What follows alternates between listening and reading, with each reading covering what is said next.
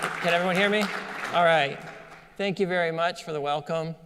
It's a real honor to be here, and I'm so excited to see how many people have come here to Blocksburg, and are really interested in changing the world. What I want to talk about today is the bigger picture. Why are we doing blockchain? We've talked about lots of different solutions, whether it's voting or stocks or shareholders, but we're doing all this because of a bigger movement, right? I didn't get into this to do blockchain. I found blockchain because I wanted to change the world. I wanted to make the world a better place. I set out with my mission, which I've said over and over again, is to find free market, voluntary solutions for securing our life, our liberty, our property, and ensuring justice for everyone. That mission is bigger than blockchain.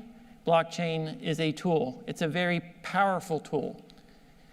But if we focus on the technology, the blockchain, too much, we lose sight of the bigger purpose. And the bigger purpose is what causes us to get up in the morning, to pursue these technologies, to fight the fights with the regulators, to struggle with scaling the technology, getting adoption. These are all things we do for a higher purpose.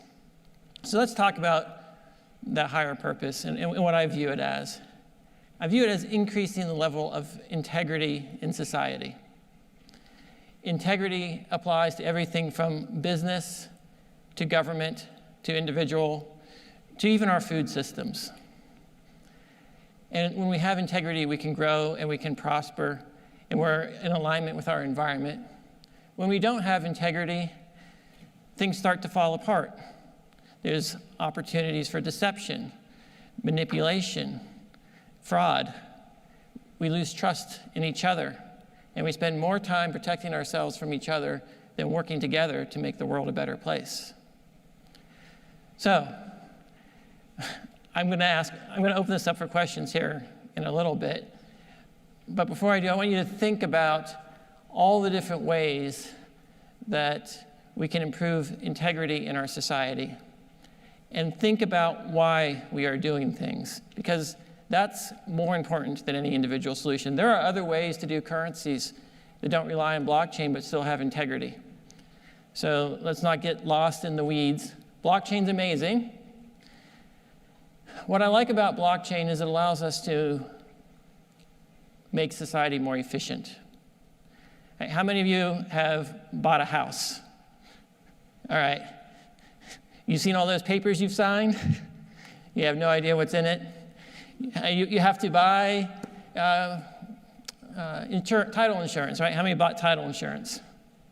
All right. How many have had a problem with your title insurance and then couldn't get any collection on it? All right.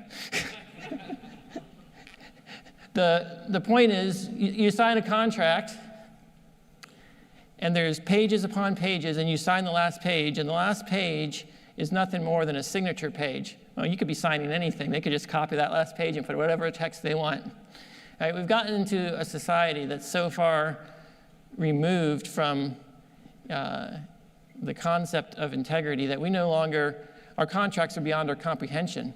You're agreeing to stuff you don't know what you're agreeing to. And there's no proof of agreement. We've got laws that are so Byzantine, no one can even possibly know them all, yet you're accountable, right? They say ignorance of the law is not an excuse. Well, I challenge anyone in Congress to recite the laws of this country. So one of the strategies that blockchain is built on for increasing integrity is decentralization. Now that's a word that I hate and I love because it's not defined well. But the spirit of decentralization is to put control down into the hands of more people, to have more variety, less monoculture, right? If you look at centralization, we have an election and we elect one president to decide for 320 million people. That's a very centralized decision-making process. One blockchain, well, that's centralized in and of itself. Regardless of the consensus algorithm you use, the blockchain has to decide which is the one true chain. So decentralization is about having many, many options, lots of variety, and not making everything the same. You know, in nature, there's lots of variety, and when there's not lots of variety, things are subject to disease, rot, decay. It's just not sustainable. It might appear to be more efficient in the short term, but it's a lot more fragile in the long term. We need competition and cooperation. We need respect for each other to try different things and do things different ways, rather than trying to get everyone to adopt one way of doing things. And so blockchain technology allows smaller groups of people to form this community or that community. And we need to have many different communities and not compete and say, oh, my community has to grow and so some other community needs to shrink. So that's what's going on in the cryptocurrency world. It's Bitcoin versus Ethereum versus EOS, right? And everyone's fighting over, you know, are you decentralized? Are you decentralized? The reality is collectively we are all decentralized by providing more options for people so that if one blockchain gets corrupted because all the miners happen to be in China, well, then there's another option run by different people. And if one governance system gets corrupted by having strong stakeholders that come to get control, then there's other alternatives that people can move to. Imagine you only had one store where you could buy your food. Are you free? Or do you have to do whatever they say if you don't want to starve? Freedom is about having choices and making sure there's lots of them. In order to make sure you have choices, you have to make sure nothing gets too big.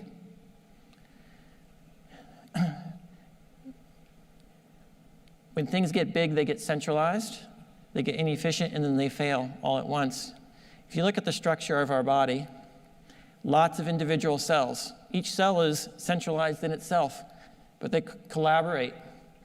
And that design pattern scales throughout nature. Humanity is a bunch of individual humans. So that if some of us fail, others can succeed. We need to allow failure of some people so that others can learn from those experiences. And that is the spirit of decentralization, is to have lots of competition, lots of variety, so that some can succeed, some can fail, and then you can have the principles of nature can express themselves through our technology, through our organization. You know, technology is kind of anti-nature. We tend to make things rigid, straight lines, make everything conform into one size fits all. But decentralization means lots of variety. So, you know, with blockchain, we're trying to make it more scalable. We want to make the technology cheaper so that more people in smaller communities can get the benefit. So whether every company should have its own blockchain, and we see this now, but really, every company is going to have many different blockchains. You don't see people arguing for one particular technology. Everything should be C#. Right? How many people think everything should be C# and we should have no C++, no Java? Right? That just doesn't make sense. We have a variety of languages. Each one serves its purpose. We have a variety of blockchains. So what I'm doing at Block 1 is building the technology, making it more accessible, more easier to use, so that more people can experiment, so that people here can pick it up and start building things more efficiently, faster, and have just more variety. You've heard a lot of the potential ideas here the past 2 days of things people are working on. But the reality is, if anywhere 2 or more people need to collaborate, you need a blockchain. You need a way of keeping track of who agreed to what, where. You need social networks that prove identity, Build those relationships that don't rely on centralized identity providers, right? Governments control your ID. They say who you are. But what we really want in society is a mesh of identity, where you are who you are because your friends are, and they are who they are because of their friends. And that will uniquely identify every individual person. And that provides more security. Like, we're using these technologies, private keys, on hardware devices. It really protects your identity. And when your identity is strong, then we can do transparent elections. And transparent elections are an interesting thing. Like Adam was talking about Follow My Vote. I've worked with him for a long time, funded his business early on. The idea of having integrity in our elections is fundamental, because if we can't have integrity in our elections and some other thing has priority, like there's thinking, well, what about coercion? What about this? We should first err on the side of integrity, which means you can prove who you voted for. You can prove that the vote was counted and that everyone who is participating is a real person. That is the first level of integrity. And when we compromise our integrity because of concerns about privacy, and we design a system where it's actually impossible to prove that the election was honest. I don't care which voting machine system you use, paper ballots, whatnot. It's not who votes that counts, it's who counts the votes. And if you can't count the votes, and you can't verify that everyone's a valid voter, and you can't write the software you're using to count the votes, and you have to rely on someone else, you've compromised the integrity of the system. But we live in a society where people are trained in the conception that it has to be a secret and it can't know, and therefore we're enforcing, and it's actually against the law in many places, to have a voting system that has integrity to it. So what I'm getting back here with these examples is that if we lose the focus of integrity, you can build systems without integrity on a blockchain. Blockchain will make sure everyone said they signed what they said in the order in which they said it, and you can all agree on the common outcome. But it can be used for good and it can be used for evil. So that's why it's important to think about the higher picture. Blockchain is a tool that gives us the possibility to create structures and communities and organizations where the level of integrity is higher than it's ever been before, where the cost of achieving it is lower, where the opportunities for fraud and deception are minimized.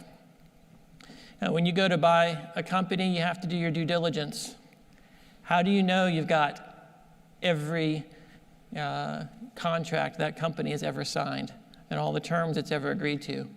You can't do that today. You hire attorneys to sift through all kinds of documents, and then you ask the sellers to make representations and warranties that they've disclosed everything to you. But it's not actually possible to know you have everything. Blockchain makes those things possible. It allows you to accelerate it.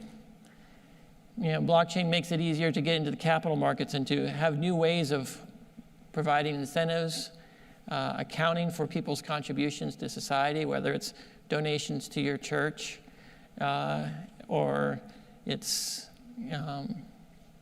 anything else you want to track. You use QuickBooks and you do your accounting. You want to minimize the fraud. You want to automate your taxes. How many people would like your taxes to be automated, not have to deal with the IRS anymore? Okay. How many people don't want to have your deposits at your bank go disappear because the bank violates some rules and they don't know? No one goes to jail, but you lost hundreds of thousands of dollars, right? We shouldn't be having that in society, not in our day and age. And, in theory, if we had more integrity, these types of things wouldn't happen. And if we built that into our culture, we wouldn't need blockchain as much. But blockchain allows us to commit to integrity with intention rather than just hoping that it exists. And that's why every bank, every government, when you're buying and selling land, every contract you sign, when you get married, the keys to your car, all these things can be tracked and dealt with much more efficiently. And you eliminate a lot of the work that's currently placed on regulators to try to enforce integrity from the outside. So when businesses have to make the decision of, do I build on blockchain or do I not? The real question is, do I want to build a system with integrity by design, or do I want to build a system where I compromise integrity for the sake of efficiency? Although I think blockchain can become just as efficient as the other solutions. Or because, hey, I actually like the ability to backdate things and change things after the fact. And I like the flexibility it gives me to not actually commit to things and go back on things. Or I like to pay lawyers lots of money to fight over the vague terms they throw in contracts no one can understand. Right? When you build your business on blockchain, you're telling the world you're committed to integrity. You're telling your customers you're committed to it. You're telling your employees you're committed to it. And that makes all the difference in the final outcome. Because if your heart's not in it for the right reasons, then you might have a blockchain, but you're not going to stop the corruption. And so that's my high-level view of where I think all this goes. It's a reminder of why we got here in the first place, because we're tired of the rich getting richer because they're leveraging systems that are biased towards centralized powers, centralized decision-making. We're tired of one-size-fits-all solutions, whether it's for health care or food inspections or whatever your house permitting rules are, right? We have a society that's increasingly one-size-fits-all, but then we don't have integrity in the institutions that are running these things. And we keep thinking bigger government, bigger organizations will solve all the corruption, but all they do today is create more power, more concentrated, more corruption. And that's why we decentralize. That's why we build integrity in at the very foundation. We need to demand it from all of our institutions, whether it's our universities, whether it's our DMV.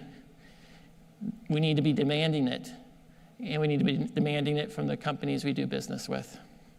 So that's my soapbox for the moment.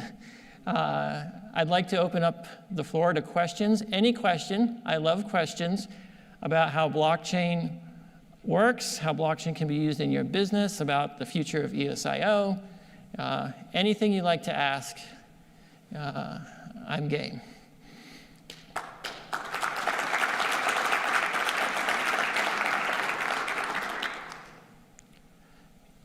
Yes, Ted. I just bought a house here, and I did sign all those papers you're referring to.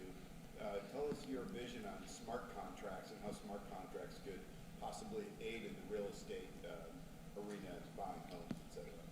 All right, so the question was about smart contracts, how they can aid in buying homes. One of the most challenging things when you're buying a home is just having proof that the person who owns the house currently has the right to sell you the home, that the land is properly surveyed, that you got the right title insurance, that the loan for the home is paid off and the lender, the previous buyer is there, that the new lender knows that you've got all the insurance. So blockchains can make it trivial to know who owns the house. It can make it trivial to know how much debt's on the house, to know that it's been paid off. And the smart contract can simultaneously and atomically switch ownership and satisfy all the constraints. So, it could completely eliminate the need for title insurance. Once everything is on the blockchain, if it's on the blockchain, it's good. If it's not, then, it doesn't exist. So all your rights away, all the other agreements, whether it's driveway maintenance agreements or whatever it might be, it's all documented on the blockchain, and there is just one source of truth, and that provides great efficiency for the real estate market. And it can even make things like real estate investment trusts much more automated. You can remove a lot of the overhead, remove a lot of the trust, Blockchain and tokenization kind of make investing in individual houses, and rather than debt financing houses, equity finance your house, right? We've got our culture where the banks don't have any skin in the game. If the house prices go up or down, they get their money no matter what. But if we switch to a culture where, I think the Muslim culture is kind of, they don't allow interest, so they have to structure things a little bit differently. There's lots of opportunities to invest in to create new incentive models to prevent bubbles and to align interests between the owner of the house, be a fractional owner in your house, and you just buy your house over time. And so there's lots of really cool things that can be done in the real estate market. Yeah. There's a question from online. We had some. One of them was, what's the status of the Geo blockchain? The Geo blockchain. Yeah, they say Geo blockchain would combine blockchain with GIS to provide a proof of location. Okay. Anything about this? Could you comment on it? I don't know much. I can't answer the question about the status of this particular blockchain, but I do think combining blockchain and GIS systems is a great application. It speaks to, how do you eliminate the need to constantly redo the surveys of everything and simplify title insurance. Hi. When do you think we'll see Voice get launched? When will Voice get launched? Soon. That's a trademark term. Your own team is laughing there.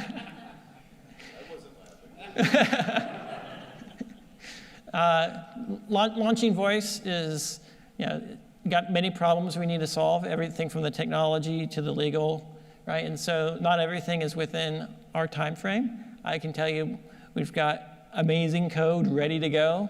We've got amazing progress with the regulators.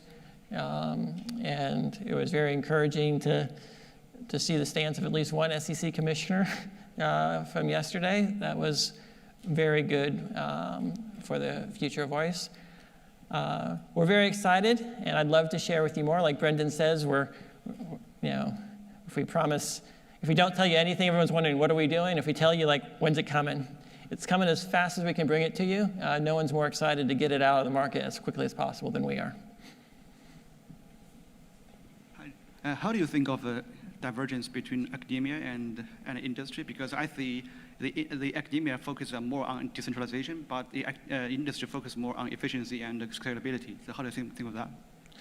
The great debate, efficiency versus scalability versus decentralization. So I'd like to address that because I think it's actually a major source of debate in the industry. People form their different tribes, they have their different beliefs. Proof of work is the one only truly decentralized way, or delegated proof of stake means, 15 people who all happen to be Chinese is completely centralized in, so there's this huge debate, what is decentralized? The truth is that you could take EOSIO and you could use the proof of work consensus algorithm with EOSIO and still process thousands of transactions per second. The belief that delegated proof of stake is the source of the performance of EOSIO is, it's possibly my fault, but possibly it's other people not understanding. Delegated proof of stake provides a way to reduce the latency, but has nothing to do with throughput. So you can have 15-second blocks processing thousands of transactions per second using proof of work and have much of the same developer experience that you have with EOSIO. So while proof of work does have a performance impact on the latency of your transaction confirmation, it's got no impact on the throughput. Now, could you restate your question? Because I want to make sure I get it fully answered. Yes, I was asking about the divergence between academia and, Okay, yeah. So efficiency is all about reducing costs and scalability. These are things that are necessary to operate things like Voice as a social media platform. right? If you're going to have tens of millions of users interacting on a blockchain, you want low latency so you can preserve the user experience. The reality is most people are extremely spoiled by the expectations of how fast things operate today on the internet. We can't go backwards. We have to bring the technology of blockchain to the same performance capabilities of what we have without blockchain solutions, but then add the integrity, add the security, add the auditability, accountability to it. So you could say that if it's a public blockchain, as in anyone can fork the chain and go in a different direction, everyone can see the entire ledger, it's decentralized. That's my definition of decentralized, because there's no vendor lock-in. If you don't like the current block producers or the current mining pools, fork it, go a different way. If the majority of the community agrees, then that's going to be the new official chain.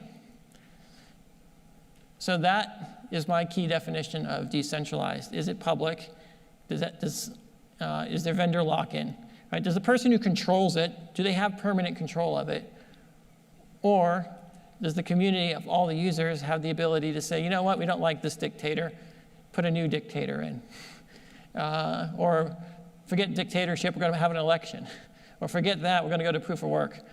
Right? You can swap the consensus algorithm if you get enough buy-in from the community, as long as there's not, as long as it's public and everyone can see it. Now, currency makes forking very easy, right? Oh, we got Bitcoin, I got Bitcoin Cash, and I got 20 different forks of Bitcoin.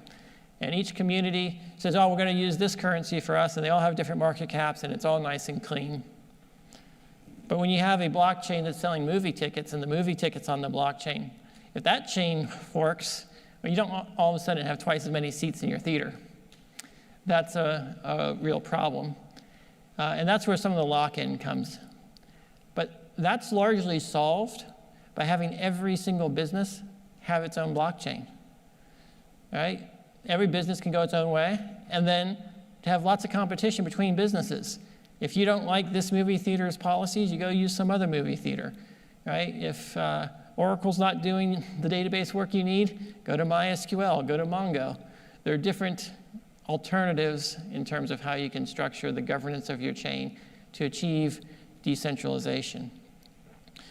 Now, I'd like to talk about academia and the research side of things, because the blockchain industry as a whole has spawned a ton of research into advanced cryptographic techniques, zero-knowledge proofs, and new ways to do trustless things. And they're all extremely computationally intensive, right? They're not really practical for today's business environment. But that's good. The stuff blockchain's built on today, elliptic curves and things like that, were not really practical 30 years ago. Computers weren't fast enough yet. So blockchain's spawning the future technology. But in the short term, we need to design things with ease of use in mind. If you build a system, it doesn't matter how fast the car can go if no one can drive it. If we need to make things easy to use, and ease of use is actually a critical component of security. If people can't figure out how to use it, they're going to find ways around it. They're going to put a Post-it note with their password on it, right? So we can't just say it's more secure theoretically. It has to be more secure practically. And practically, that means making it easier to use. The other thing to consider is, which society would you rather live in? The society where everyone's got bars on the windows and security checkpoints and TSA lines at every store that you go into, or a society where there aren't locks on the doors, right? You can just trust everyone.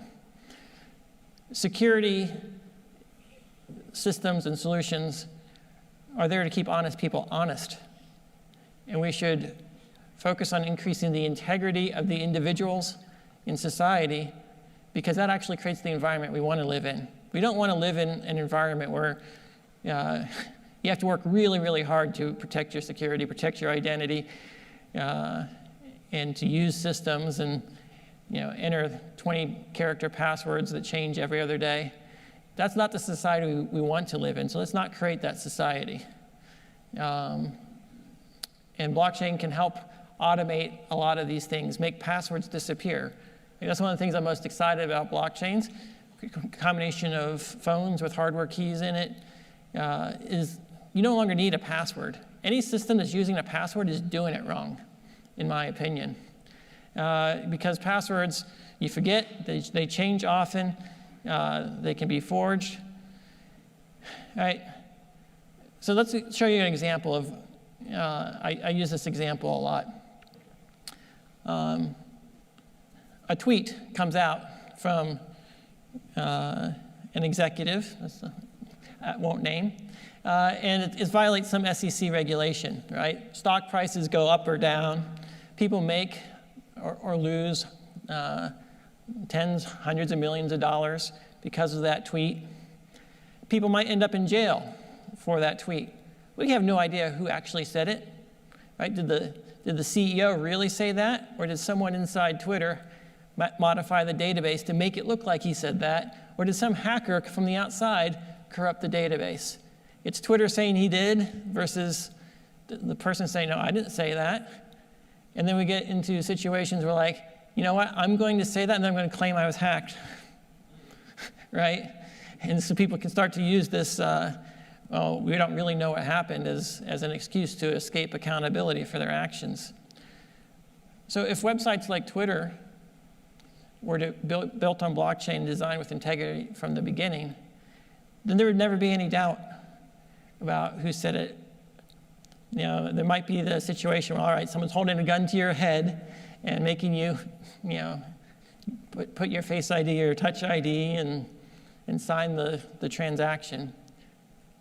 But that's an extremely rare circumstance that would have lots of other evidence to go along with it, and lots of other ways to protect and document what happened. You know, you talk about the integrity of our news. They can change history. They change it all the time. Governments change the stats. You know, they release their economic indicators regularly, and then 6 months later, after no one's looking at the indicator, they revise it to reveal closer to the truth. Or sometimes they revise it the other way. Talk about scientific measurements, where they're trying to generate evidence for or against global warming. How do we know there's any integrity to that, right? They make up the numbers. We have all kinds of research being done where the source material can be doctored and there's no way of knowing it or authenticating or reproducing a lot of the research. But this gets back into the integrity. Anyway, I'm start with a question about decentralization in academia versus industry. But I think the academia needs to study the advanced math and the advanced crypto, and that lays the groundwork for industry to come along after it's optimized and apply it. And they're at different stages in the pipeline of research. Yes. If I were to launch an app today with, say, 10 or 20 million users, is that something that a single chain of EOSIO could support, or do I need to wait for a multi-chain solution? A single chain can support it, particularly if it's a private chain. And depending on how you structure the chain, all right, I'll talk to another aspect of blockchain. It's another distinction that is often lost. People talk about transactions per second. Well, what's in a transaction? If every transaction you're calculating, doing extensive calculations, you're not going to be able to get very many. But if the only thing you're trying to do is log the order of events, say an election, then you can get much higher throughput. So, you know, these are, I'm going to throw some numbers out here based on internal testing that we've done, but we've seen blockchains based on EOSIOs. If you're not running any smart contract code, do over 20,000 transactions per second just ordering the transactions. These are authenticated, signed transactions. You make sure that they're properly authenticated, and we're doing over 20,000, and that's today on a single chain. You can do a lot with that kind of throughput, and we're only going to expand it from there. Computers are only going to get faster. And that's already fast enough to do Visa level. A multi-blockchain world, a single business can have many different blockchains and load balance, right? Facebook or Voice doesn't need one blockchain for the entire world. It can have a blockchain per country. The financial system doesn't need one blockchain for the entire financial system. It's a blockchain per bank. And if the blockchains trust each other, then it's really easy to move money from one blockchain to the other through oracles and things like that. So I believe that there's really big businesses, but there's a whole lot of small businesses, medium-sized businesses, that blockchains can easily handle today.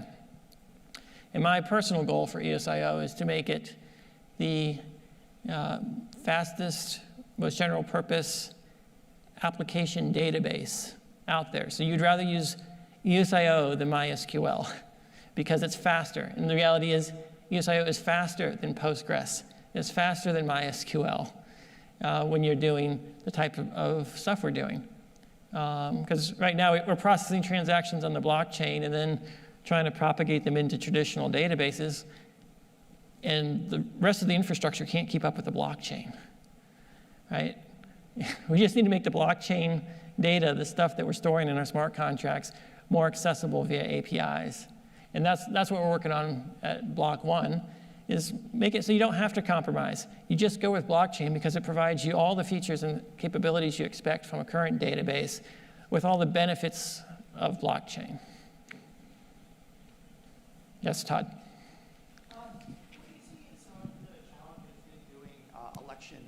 What do you see as some of the challenges in doing election voting on a blockchain? All right. The challenge with elections is they try to cram 320 million votes into a single day. Now, I don't know how many of you pay attention to what's going on with the EOS public network right now, but they're doing 50 million actions a day right now. And that averages out to about 570 transactions per second. So we already have the capacity to process a US election in one day on an EOSIO chain. The biggest challenge is not technological when it comes to elections. It's philosophical. It's getting people to accept the idea that it's actually possible to have an election that's secure at the information layer and not have to rely on the voting machine manufacturer to tally things. Getting people to be comfortable with the idea that they can prove to themselves that their vote was properly cast. And that's the requirement for an honest election. Now the trick there is that, we live in a country with political parties. The political parties can have whatever election system they want in their party, right? Laws don't apply to that. So you can have a new political party, and if enough people believed that the integrity of elections was there, then they would actually vote for a party that used blockchain to do its primaries.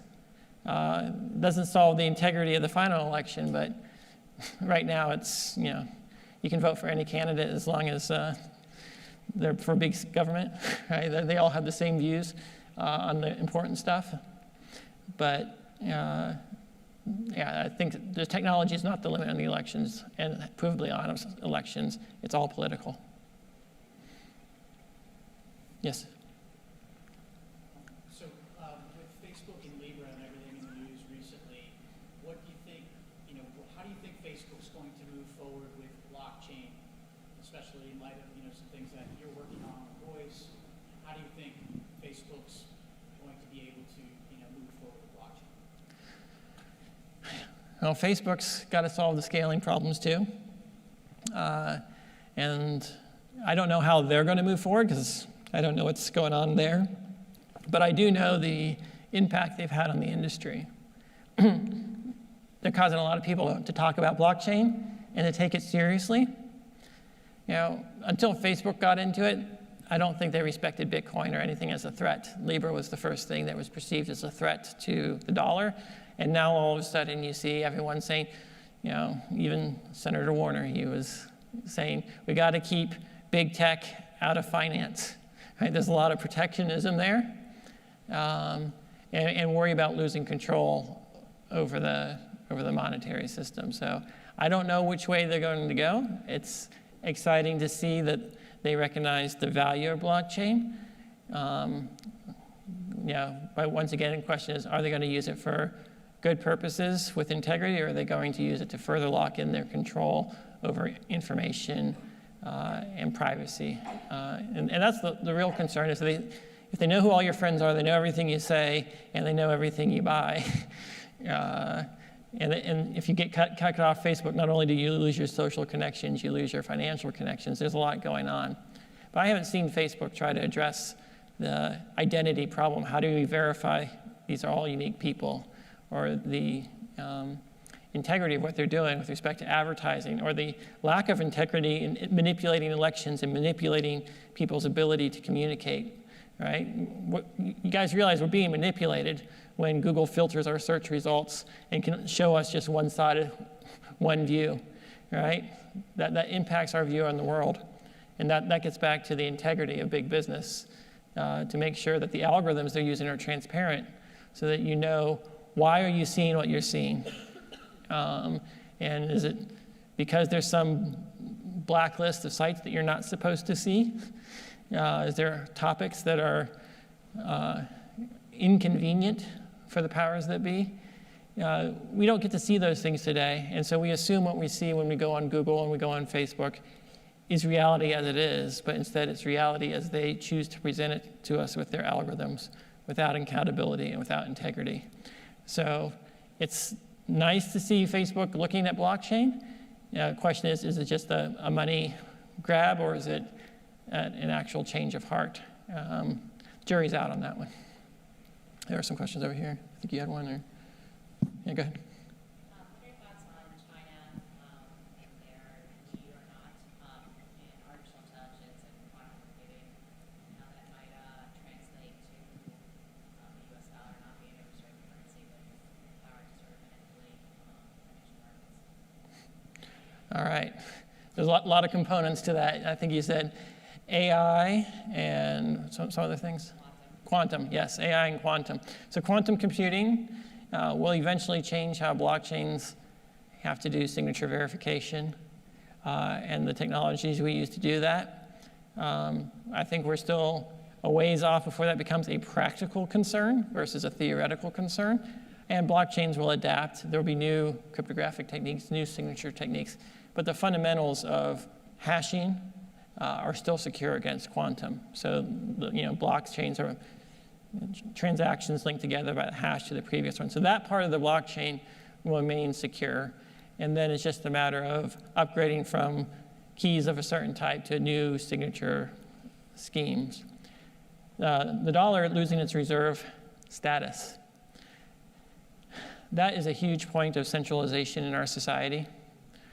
The dollar allows the federal government to print unlimited amounts of money, fund infinite deficits, and direct all the resources of the economy. And when they create new money out of thin air, it doesn't create more chairs, more computers, more steel. It doesn't create more real things. All it does is reallocate those things and make it more complicated to calculate whether or not you have a real profit or loss. We've got lots of people out there who think they're making money every single year, right? You earn interest on your bank account, or right, even if it's like 1%. You think, hey, I made 1%. The government takes half of it. All right, I made 0.5%. But then they inflated 5-10%, right? And so you get less, your money is going down. So companies are reporting profits, but they're not. They're investing in things that are not sustainable as resources are redirected. I said earlier how many people would like to get rid of the IRS and having to do that. The IRS creates a very complicated bureaucracy where the government has to know all your financial transactions in terms of when you buy and sell stock, when you buy and sell gold, when you buy and sell crypto. They have to, all kinds of employment contracts and business deals are structured around the tax code. But the tax code is only so complicated because we're using the dollar, and the dollar has no accountability and no integrity. It should be, in a fair economy, that the currency, if it was a fixed supply, right, let's say we had a blockchain and the currency was an absolutely fixed supply, then the interest rate would be the average productivity of society. Businesses would borrow money, and if they think they can produce things more efficiently than the interest that they're paying, then they'll make a profit. And if they can't, they won't.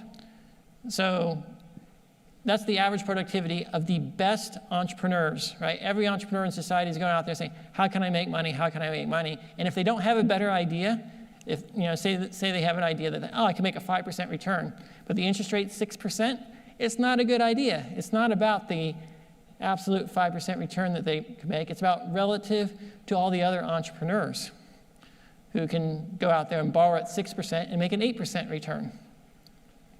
And so when government comes in and it decides we're going to subsidize loans for this and lower interest rates for that, all of a sudden we've got a system where the signals are off.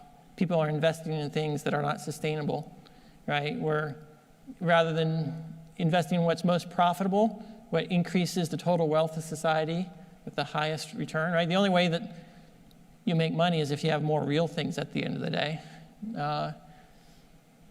Now we're investing in things that only make sense in nominal terms. Oh, I got more dollars, but we're so disconnected from the, how many chairs are in the room. So that's where blockchain can bring integrity to the monetary system. So now let's view a country as a blockchain, right? A blockchain can be viewed as a country. The token can be viewed as the currency of the country. And inflation of the token can be used to fund the government. That works as long as there's a fixed limit. If there's a fixed limit on the amount of inflation, let's say the federal government was only allowed to increase the money supply by 5% a year. That's less inflation that's going on right now, right? By the way, they're adding $200 billion in the past 3 months at the Fed right now. That fixed amount of income causes the government to have to prioritize and be subject to market demands for efficiency. They have to make trade-offs. What is the best investment of that fixed budget? It also aligns them with the people, right? Instead of the government and the people being in conflict with each other, the government wants a strong dollar and the people want a strong dollar, because the only way for the government to grow in its purchasing power is for the currency to grow. So this is the type of thing where blockchains can provide integrity to things like the dollar and national governments, where the current system doesn't. Current system banks are just creating money. They don't know where it's all at. They have to estimate the money supply. They don't know how much money there actually is. They can't even agree on the definition of what a dollar is in our society right now. And that's a problem. And then we have all these regulations about stable coins. Can you create dollars? Are cryptocurrencies backed by dollars? And then you got this middleman of trust, and what happens if they're lying about their reserves? It's the whole fractional reserve. Does the bank really have the gold? Except now it's dollars, and do dollars really have purchasing power? That's the problem we're in. It makes it difficult for businesses to integrate with the money, right? That was one of the big things. Make the dollar programmable, put the dollar on a blockchain. But that's just an example. So I think to be competitive in the future, the only way a country can actually be competitive, if it's got integrity in its markets, if it actually knows that it's making a profit instead of just thinking it's making a profit, right? If you are eating all your seed corn, you can't plant for next year, right? You might think, oh, there's plenty of corn, but then the future comes and time to pay, right? So as a society, we're deceiving ourselves into thinking we're productive, to thinking that there's money, to thinking we have real wealth, when in fact we don't. And that's results from a lack of integrity in our accounting practices as a government, as a banking system, and so forth. Given sort of the revolutionary potential of blockchains, what do you see as the biggest impediments, institutional, societal, legal? Because those are all going to be there. Right, so in the short term, the biggest challenge is making it more easier to develop and cost effective so it can be competitive against non-blockchain solutions. In the long term, like all technologies that make things more efficient, it's going to eliminate a lot of jobs for lawyers. It could eliminate the need for a lot of regulators. And a lot of people kind of just want their jobs.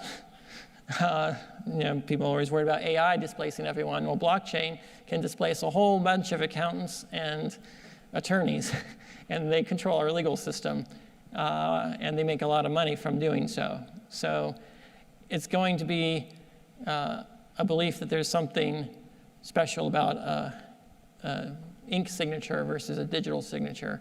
It's going to be a desire to protect the status quo, to protect vested interests. We could completely eliminate most of the overhead in our insurance industry with blockchains. We could streamline our justice system and minimize the number of disputes in our society. All these things put a lot of people out of unproductive work, right? Accountants and tax attorneys, they're not doing anything productive. They're necessary overhead for the society that we have and the structure we have. Those people would have to find new work doing new things, and that's where we're going to get a lot of resistance. Switching the election system out for one built on integrity and provably secure from an information perspective, a lot of people don't want a system that is secure because their power is based on leveraging the loopholes, leveraging the crony capitalism, the requirement for licenses that are no longer necessary, right? Licenses become a way of excluding competition and protecting rather than being about their original intent of making sure people have integrity, right? So it's the existing power structures that are going to resist this. And that's why it's important to each and every one of us that we choose who we do business with. Are we going to choose to do business with the company that's built on a blockchain, or are we going to give us our money to the company that offers us something a little cheaper, but it's not on a blockchain?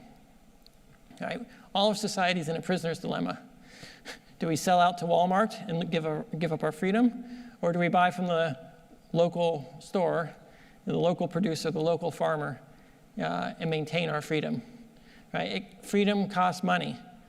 Decentralization means redundancies. Redundancies mean lack of efficiencies, right? Everything would be super efficient if you only had one source of everything, because maximum economies of scale.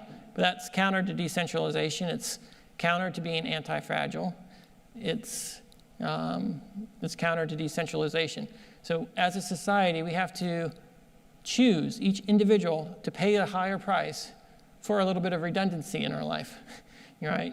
To make sure that we have choices, that we don't have to shop at Walmart because all the other stores have gone out of business. So we don't have to shop at the one grocer in town that only stores beef from the one beef operation that can only operate at scale with all the regulations in place because of what government mandates. We have to choose decentralization. We have to choose with that a level of inefficiency and higher prices if we care about freedom, if we care about diversity, and if we care about the resiliency of our society as a whole.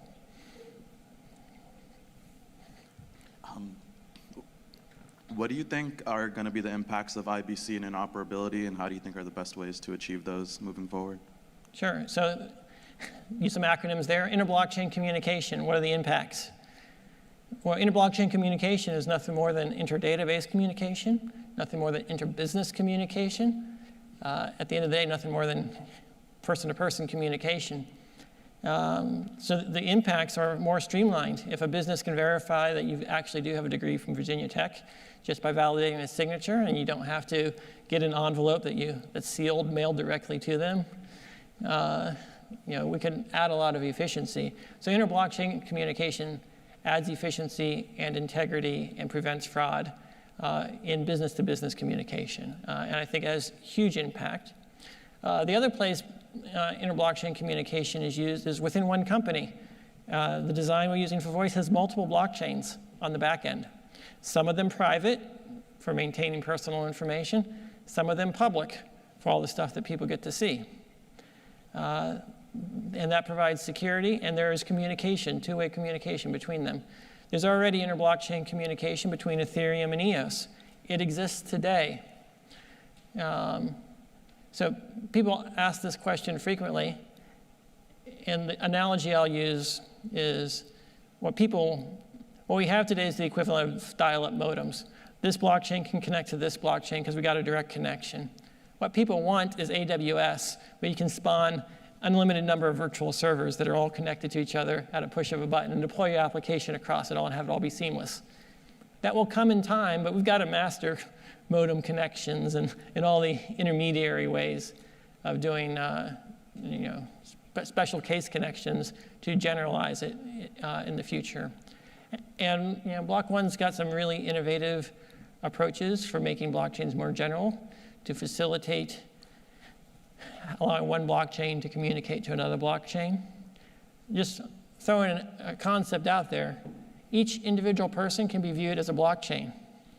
Imagine everyone has a checkbook, and you sign messages, and you send it different places. There's an order of events in which you've generated things. You're the sole block producer of your own chain. So if you take that mindset, then EOS is a blockchain that's communicating with tens of thousands of other single-person blockchains. How can we then generalize that so that EOS itself can just be viewed as another person from the perspective of other blockchains? And that's where we're going to get. And right now it's already possible, but the cryptographic proofs are complicated. The overhead and the complexities of putting it together means it's not easily automated and made accessible, but it's technologically possible. And there's things we can do to change the structure of the blockchain to simplify the proofs and make it more efficient and more accessible. But it's as big of a challenge to have the right mental paradigm for what you're doing as to technically be able to do it. And that's what we're focused on at Block One, is getting the right paradigm so that people can actually think and reason about inter-blockchain communication and reason about what's going on. Because until I probably said that, you probably didn't think of each user as their own blockchain. That's a change in paradigm, a change in perspective that opens up a whole new set of possibilities on what we can do and how we can build and design systems. And that's the level that we're trying to innovate on, is look at things from a different angle and not just from the perspective that we've been given by the blockchain experts. All right, one more question. All right, in the back. Make it a good one. Yeah, a quick comment for perspective and then question. So I come from the seafood environment with the Virginia Tech Seafood Center in Hampton. About $150+ billion a year industry, probably one of the most complex food groups that we have. Thousands of species, we have capture, we have culture, major consumer misperceptions and misunderstandings, tremendous needs for traceability and documentation. One of my reasons to be here, working with groups trying to connect feed inputs and ingredients to value-added feeds that are then shipped around the world, produced in different environments and then processed under different regulations and then brought back in, significant fraud issues and potentials.